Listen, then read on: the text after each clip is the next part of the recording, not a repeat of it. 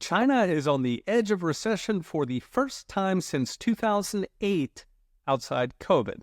As new data showed, all important manufacturing contracted for the fourth month in a row. Now, manufacturing makes up a third of China's economy, much more than the U.S., while the collapse in China property, which is another third of the economy, is adding fuel to the fire. London's Financial Times reports that office buildings in China are emptier than they were during the COVID lockdowns. FT notes the whole work-at-home thing has not taken off in China, implying the main driver of empty offices is layoffs. In Shanghai, office vacancies are at 21%. In Shenzhen, China's main export hub, vacancies are 27%. These are both much worse than vacancies during COVID lockdowns. Of course, China's official GDP numbers are immune from these storms, but then nobody believes them, not even in China. Interestingly, not all the layoffs are domestic companies. Foreign investment in China has plunged by a third in the past year, as President Xi's authoritarianism is driving out foreign firms. They are vacating their Chinese offices and setting up shop in safer places like Vietnam or Mexico, with the factories to follow. The contraction is hitting young Chinese hardest, with youth unemployment jumping to nearly 1 in 4 young Chinese without a job. With a record 12 million Chinese college students about to graduate and hit the job market, they won't like what they find. This is all, of course, social tinder. Public protests are now rising in China, including labor strikes.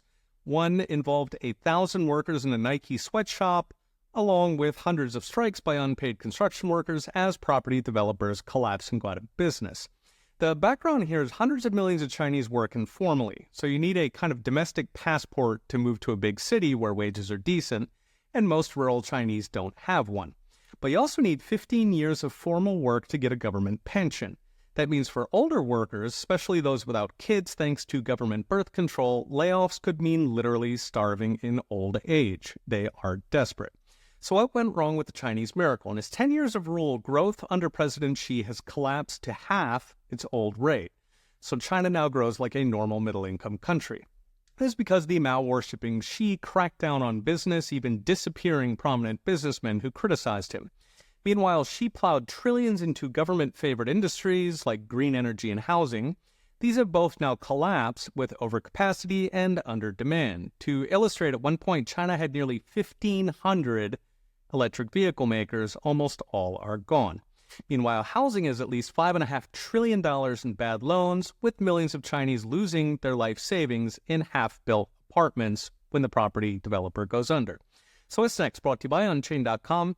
Between the housing collapse and stocks that have been flat since 2008, Chinese simply do not have the money to keep spending. With America and Europe hitting recession, exports will not save them.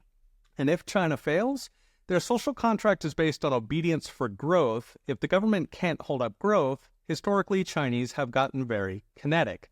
There's a reason Xi has been installing a police state, but of course if opposition is wide enough, even the police flip sides. China could be in for a bumpy ride, and if it gets desperate, needs a distraction, it could pull Taiwan and America into the storm. Read the rest with charts and all the gory details at profsatanj.com. Okay, we'll be watching. See you next time.